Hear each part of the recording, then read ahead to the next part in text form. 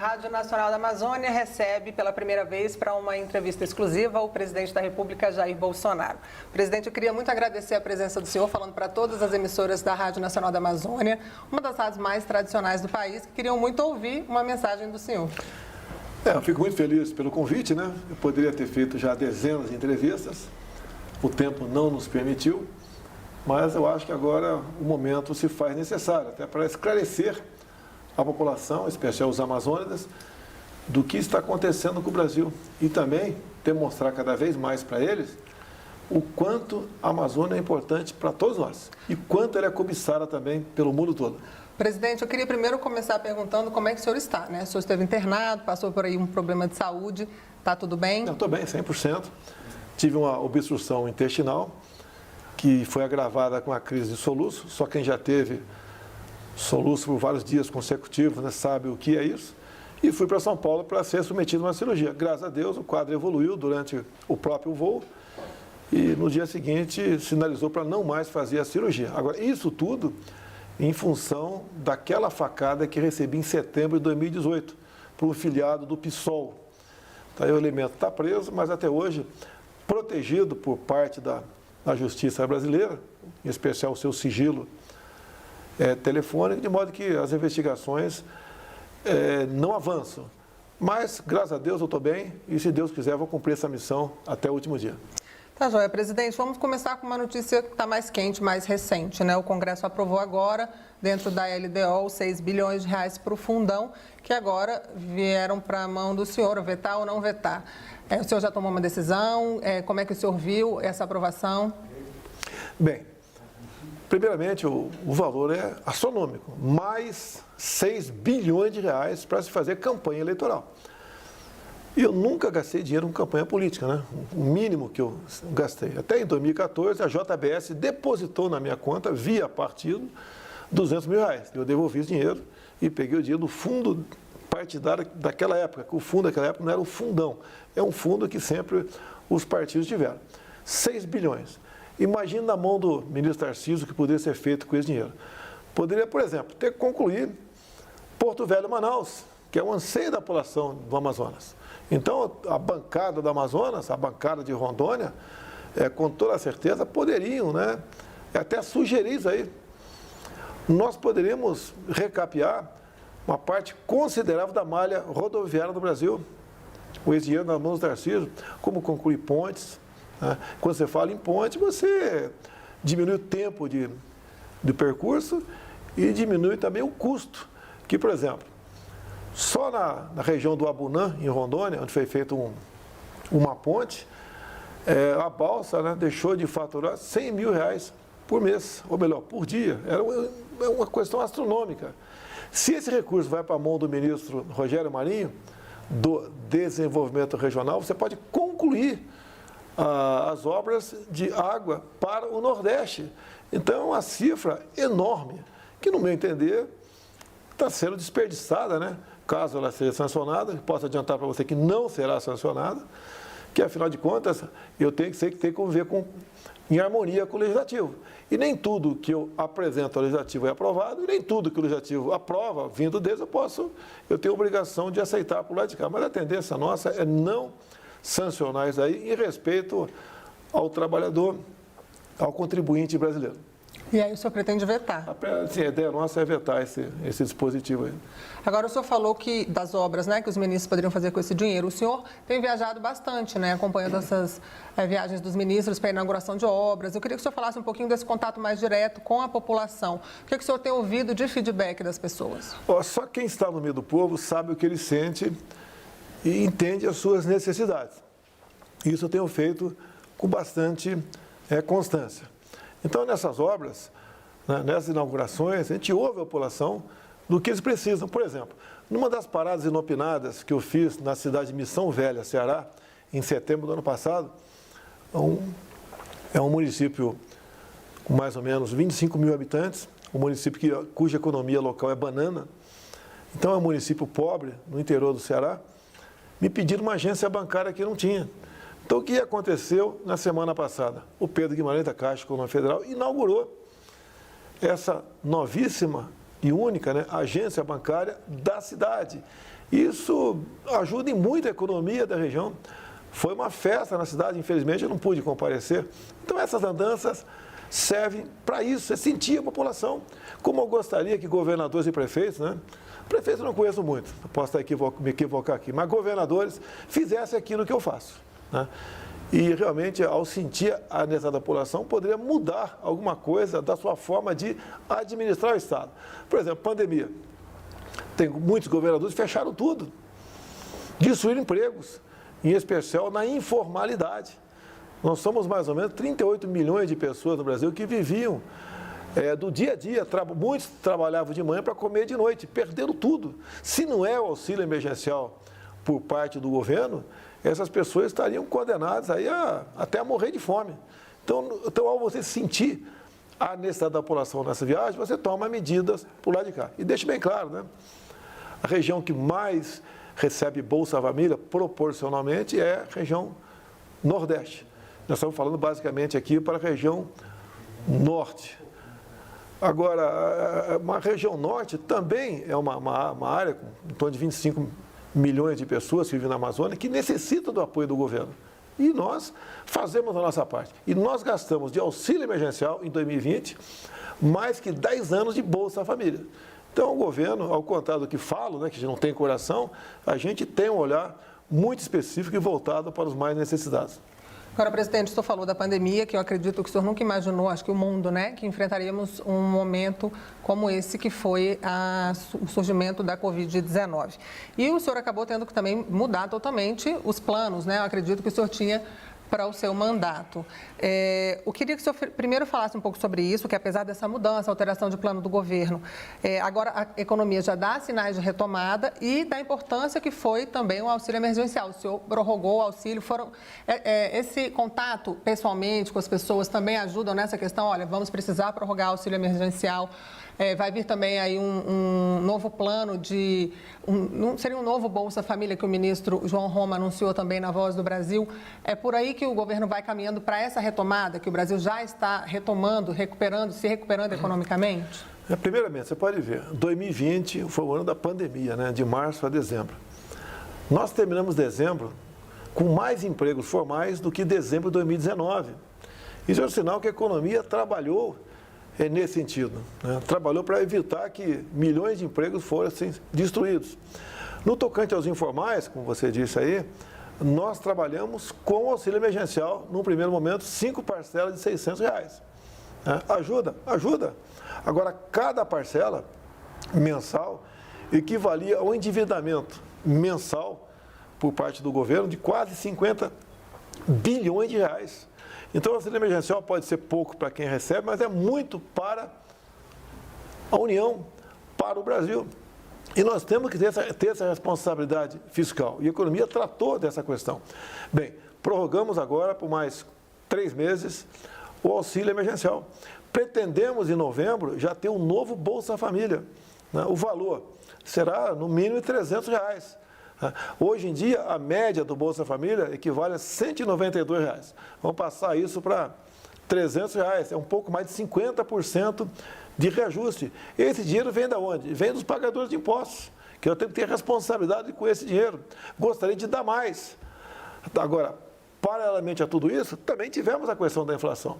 A política do fica em casa, a economia a gente vê depois, que eu fui contra dessa forma como ela foi apresentada, mas eu não tinha poderes sobre estados e municípios, que foi retirada pelo Supremo Tribunal Federal. Uma das consequências foi exatamente a inflação.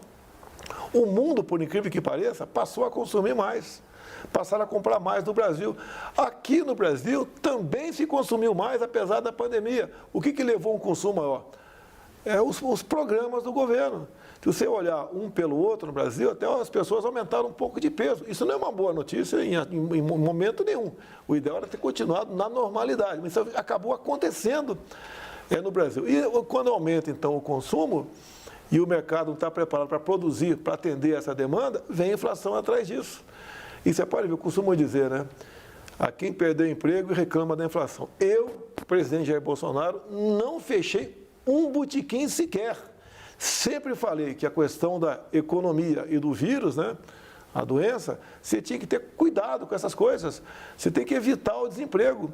Você tem que combater o vírus. A minha política de combate ao vírus seria muito parecida à do prefeito Lara, de Bagé, que praticamente não fechou o seu município e é um dos municípios que menos sofreu no tocante ao número de mortes por 1 milhão de habitantes. Essa seria a nossa política. Mas a partir do momento que o Supremo decidiu que governadores e prefeitos aqui tratariam dessa questão no final da linha, eu fiquei com as mãos atadas. Agora, não deixei em momento nenhum em falar para a população as decisões que eu tomaria no tocante à Covid.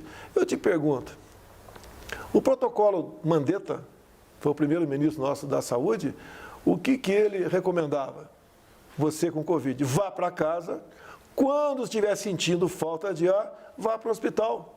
Eu perguntei para o Mandetta, tá bom, ele vai ficar em casa, esperando sentir falta de ar. Vai para o hospital para fazer o quê?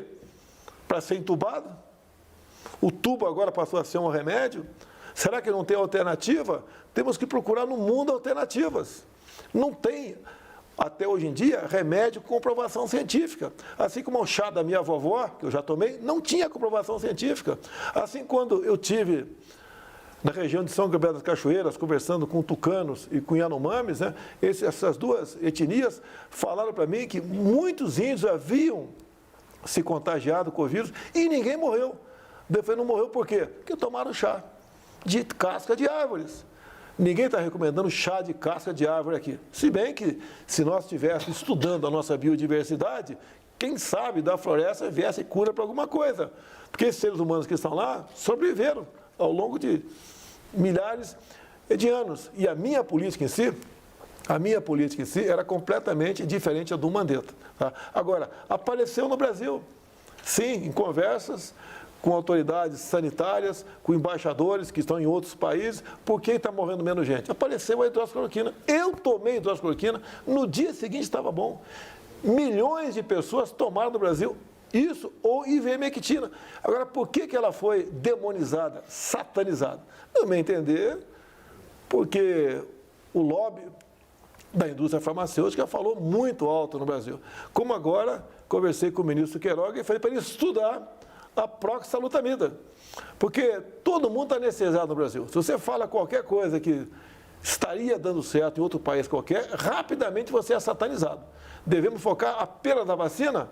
Não, a vacina sim, mas não apenas na vacina. Afinal de contas, a vacina tem dado mostras, né, em algum lugar no mundo, tipo de vacina, que ela não te protege. Então, a questão do tratamento precoce, o tratamento inicial, você tem que procurar um médico e buscar alternativas. Se for para esperar sentir falta de ar e ser entubado, a tua chance de sobrevivência diminui bastante. E nós queremos salvar vidas. Agora, falando sobre vacina, presidente, o Brasil vem se consolidando como um dos países que mais vacinam no mundo e o senhor sempre disse que disponibilizaria as vacinas que fossem aprovadas pela Anvisa. Quais foram os cuidados tomados pelo governo nesse processo?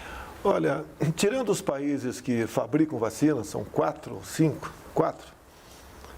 o Brasil é o país que mais vacinou no mundo. Hoje em dia, nós já distribuímos mais de 150 milhões de doses. Nós vacinamos com a primeira dose mais de 100 milhões de pessoas.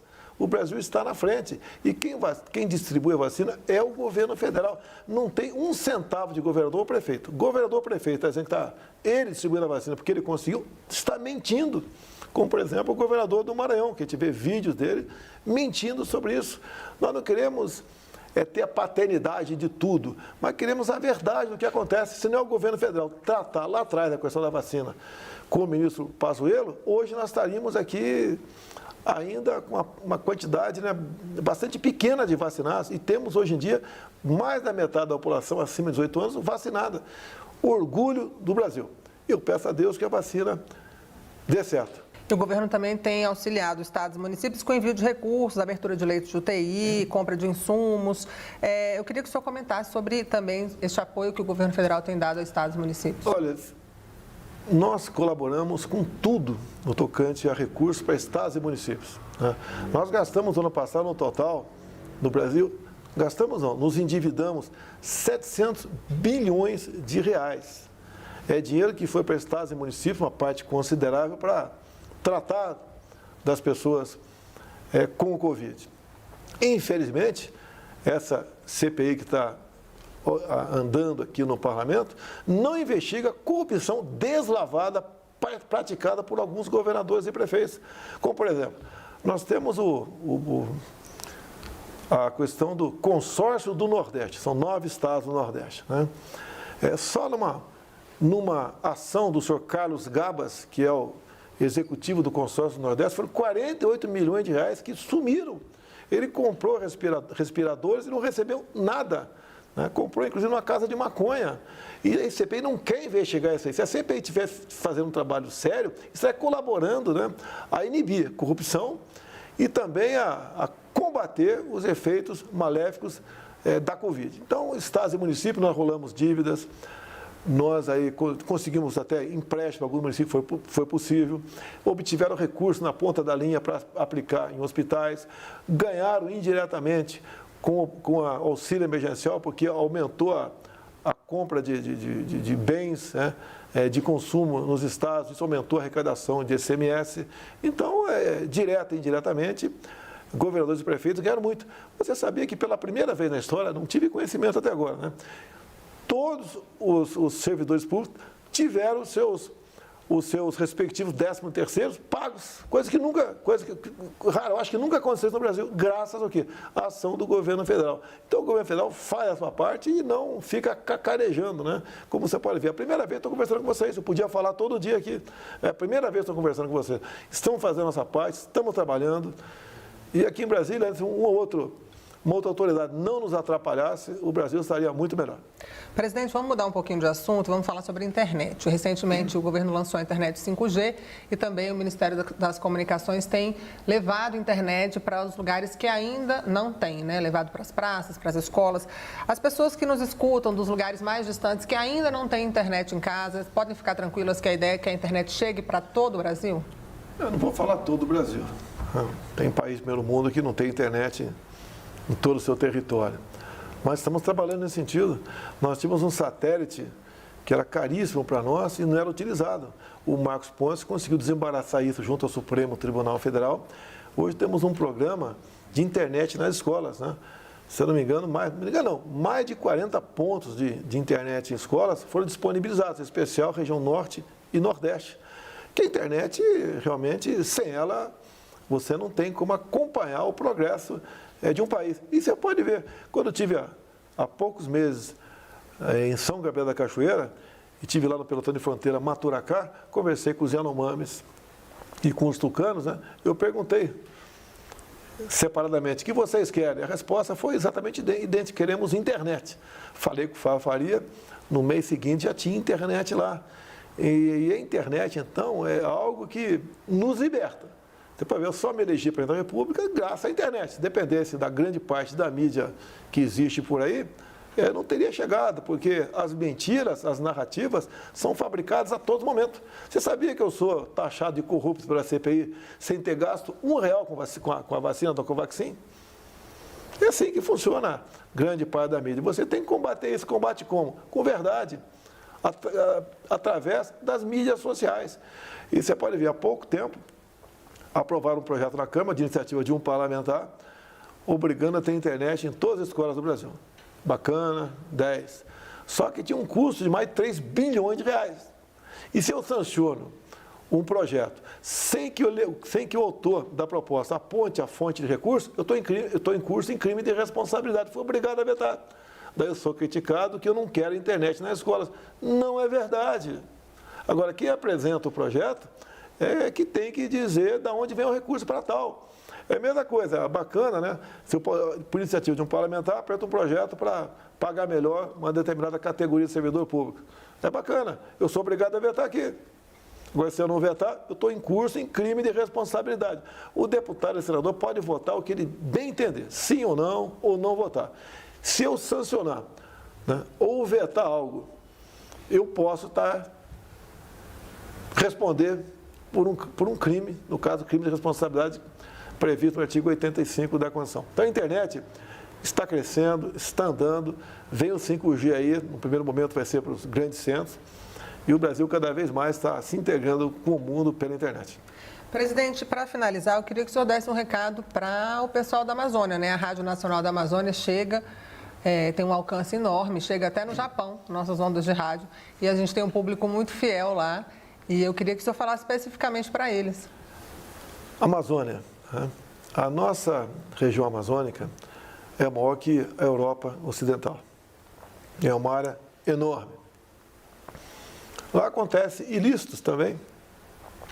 Por exemplo, quando se fala em queimadas, uma parte considerável é o caboclo ou indígena que toca fogo na sua roça todo ano. E nós somos massacrados pela mídia internacional e pela mídia nacional também, mas de forma covarde. Tá? Nós tentamos, no final de 2020, aprovar um projeto de regularização fundiária. Fomos boicotados pelo presidente da Câmara naquela época, né? E o projeto não foi para frente. Estamos agora em negociação com a nova mesa diretora e está avançando bastante isso aí. Você, fazendo a regulação fundiária, você tem como saber o CPF de quem porventura desmatou ou tocou fogo naquela área. Você começa a amenizar aí esse problema. Mas a mídia internacional bate na gente porque nós somos um concorrente, por exemplo, para a França, no tocante às commodities, à produção.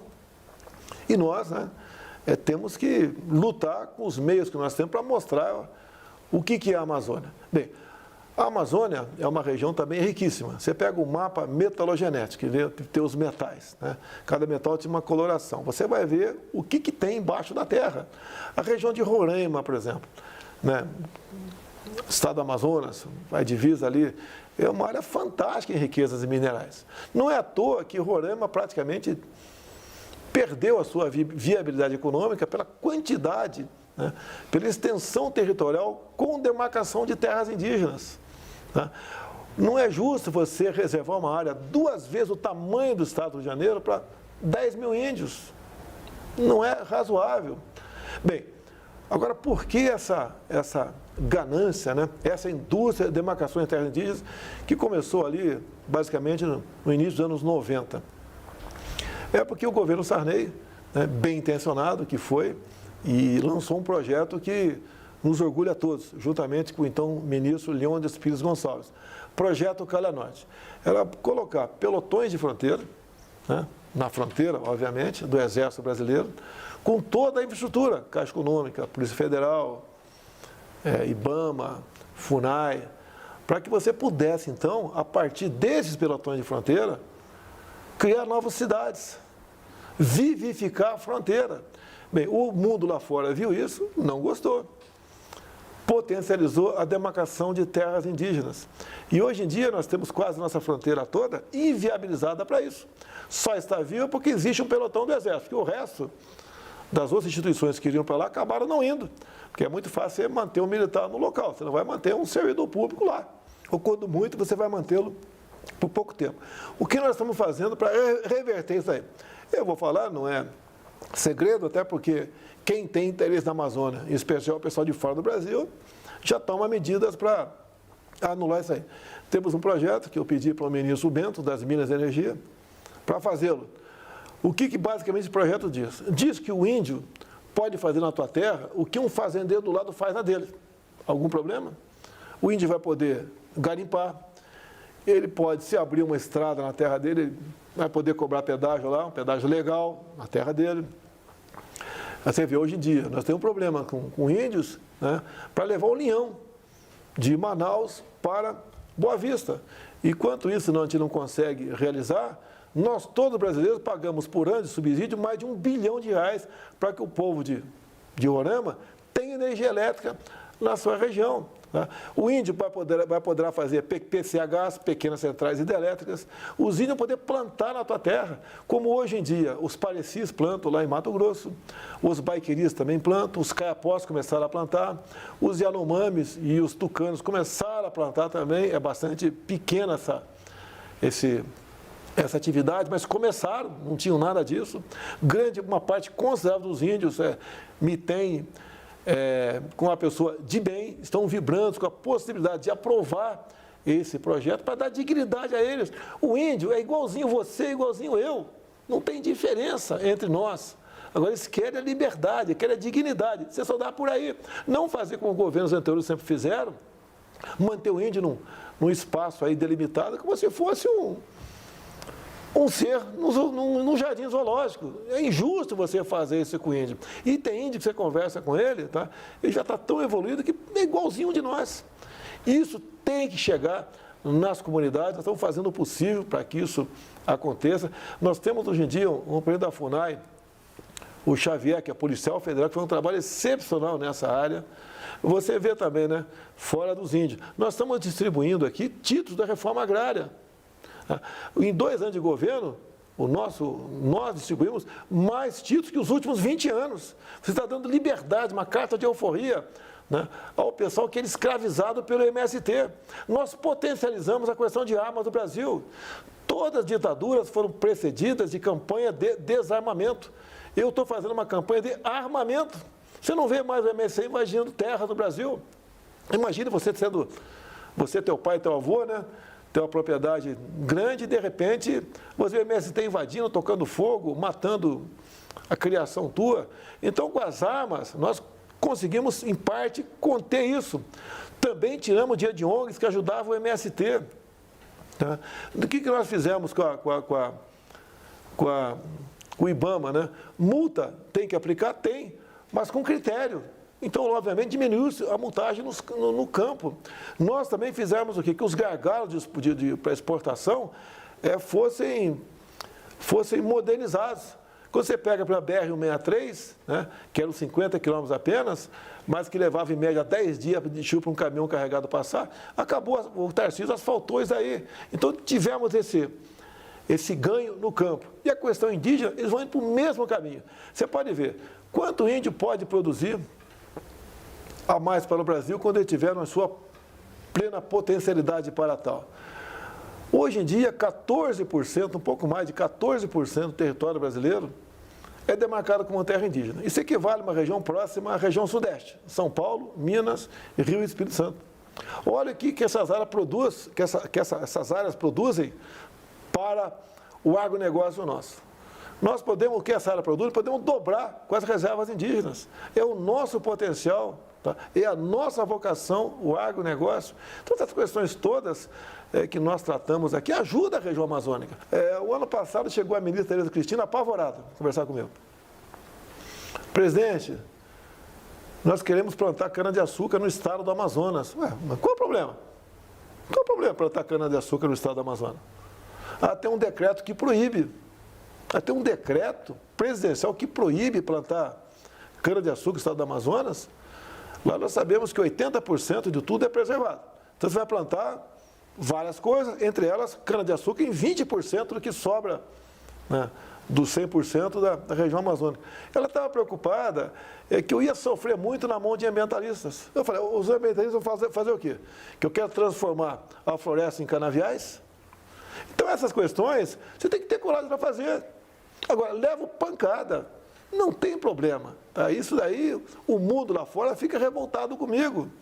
Agora, assinei o decreto, foi elogiado pelo presidente da Câmara, Assembleia Legislativa do Estado do Amazonas. O pessoal que produz também lá gostou da ideia. E agora nós podemos plantar cana-de-açúcar no estado do Amazonas. Olha que coisa ridícula. Como é que o Brasil pode estar em pé com tais medidas, né, que são em todos os setores burocráticas, que não deixam o Brasil para frente? Você pode ver, eu estive em Cancún há 20 anos atrás, não sei se você conhece, pelo menos de imagem você deve conhecer. Nós temos um Cancún, que é a Baía de Angra, melhor que Cancún, porque lá a água é uma temperatura amena, é transparente também, não tão transparente como lá, mas é transparente, não tem ondas. São 300 e quase 400 ilhas que estão na região. E eu tive uma oferta de um país da comunidade árabe para transformar aquilo numa Cancún, de mais de $1 bilhão. Agora, tem um decreto ambiental que impede você transformar aquilo numa Cancún. Daí vem o pessoal que não entende, né? O cara quer destruir a região. Não, a região está sendo destruída. É grande e não tem como fiscalizar, está sendo destruída a região. Com o turismo lá, você poderia preservar que em cada ilha que interessasse, para o grupo que fosse explorar, ele ficaria encarregado da preservação local. Mas quem revoga decreto ambiental não sou eu, é o Poder Legislativo, é um projeto de lei. Agora, aprovar um projeto desse não é fácil, que os lobbies de dentro e de fora, contrários, são muitos. Agora, o Brasil podia estar crescendo, entre você ir gastar dinheiro em Cancún, ou outro ponto qualquer do mundo, você poderia ir para a Baía de Angra e gastar o dinheiro nosso lá, e poderia receber muita gente de fora do Brasil também. Então, estamos conversando com o Arthur Lira, num primeiro momento, para ver se a gente apresenta um projeto considerando a região de interesse turístico e revogando esse decreto presidencial, se não me engano, é de 88. E podemos desenvolver a região. Você vai pegar Mangaratiba, Angra dos Reis e Paraty, por exemplo. Você vai potencializar economicamente aquela região. Já conseguimos ampliar o aeroporto de Angra, trabalho do Gilson Machado, nosso ministro do Turismo, e do Tarcísio também, que estão fazendo o possível. E assim fazemos, né, em todo o Brasil. O que nós queremos é melhorar o país. Agora, não é fácil você lutar contra grande parte de uma imprensa que não tem qualquer responsabilidade. Eu não tirei dinheiro da imprensa, eu simplesmente gastei em outro local. Eu posso resolver o problema de deixar de ser acusado de genocida, obrigado aí, né? Deixar de sofrer tanto, se eu pegar Banco do Brasil, Caixa Econômica, BNDES, pessoal, cada um aí R$1 bi por ano para essas TVs, para a TV Globo. Pronto, resolveu o problema. Mas nós não vamos fazer isso. Nós estamos fazendo a coisa certa. E olha só, quando se fala em corrupção, posso continuar? Não? Pode, claro. Quando se fala em corrupção, né, se você pegar em governos anteriores, as estatais davam prejuízos de dezenas de bilhões de reais. Agora dão um lucro de dezenas de bilhões de reais. Você pega Itaipu Binacional, que investia por ano um pouco mais de 100 milhões, basicamente em projetos sociais, né, na região. O nosso governo investiu, o ano passado, 2,5 bilhões de Itaipu Binacional. Para onde está indo grande parte desse recurso? 2 pontes com o Paraguai. Uma já mais de 50% pronta, a outra, que é em próprio Foz do Iguaçu, a outra em Porto Murtinho, que sai do papel brevemente. Ampliamos o aeroporto de Foz do Iguaçu, que nas próximas semanas já começa a receber voos internacionais. Então, teve muita gente que, ao ser reativado o turismo, em vez de pousar na Argentina e vir para o Brasil, vai pousar no Brasil. Está na cara que ele vai usar a nossa rede hoteleira de lá, é mais recurso que entra para nós. Aproximadamente 40 cidades do noroeste do Paraná são atendidas por Itaipu Binacional. Os Correios, tão mal falados, né, porque a grande corrupção começou lá, em 2004, né, com o tal do mensalão. Né. Os Correios, que sempre deram pequenos lucros ou prejuízo, o ano passado deu lucro de R$1,5 bilhão de reais. Essa estatal que era usada, né, pela esquerda, quando estava no poder, em tudo. Só era corrupção ali. Inclusive, no tocante aos fundos de pensões, aos fundos de pensão dos Correios, que apostados, compraram na época papéis da Venezuela. Ou seja, é corrupção em cima de corrupção. Então, o nosso trabalho, toda vez que você mexe, que eu chamo num ninho de desmando como esse, que alguns que eu citei, muita coisa se volta contra a gente. Então, é o tempo todo aquela acusação, né? Disso, daquilo. Apareceu mais uma narrativa agora contra a saúde, né? É uma atrás da outra. É gabinete paralelo, é cloroquina, é a Covaxin que não foi comprada. Tá? O encontro com empresários passou a ser crime, encontro com empresário no Brasil. Se bem que foi encontro fortuito aquele do ministro. Bem, o que interessa? Estou com consciência tranquila, estou fazendo o possível. Tá? O Brasil, em relação a outros países, é um dos que melhor, em todos os 5 países, é o 5º que melhor se comportou no período da pandemia e esse quase, se Deus quiser, pós-pandemia também. Então, o Brasil está de parabéns, agradeço a minha equipe de, atualmente, 22 ministros, bem como os servidores públicos, têm nos ajudado e muito a vencer esse momento difícil para todos nós. Presidente, eu queria agradecer muito a sua disponibilidade de conversar aqui com a gente, com todas as emissoras da Rádio Nacional, e pedir para o senhor, se for possível, né, a gente queria abrir um canal de comunicação, de mandar perguntas, se o senhor puder responder mais para frente, a gente manda essas perguntas e o senhor responde o que a população mandar. Mas, de qualquer forma... Vamos falar uma vez por mês, pode deixar. Eu quero agradecer mais uma coisa, né, já que você falou de Amazonas, né? Agradecer ao povo de Manaus, que eu não pude comparecer aos eventos oficiais de sexta-feira e tampouco, obviamente, aquele congressamento que eu passeio de moto no sábado. Mas ele acabou ocorrendo da mesma maneira. Eu quero agradecer ao grupo de motociclistas, ao povo de Manaus, ao meu amigo Coronel Menezes, que participou também dessa organização, e dizer que, se Deus quiser, né, no máximo em setembro nós estaremos em Manaus para esses eventos e para um passeio de motocicleta, se Deus quiser. Muito obrigada, presidente.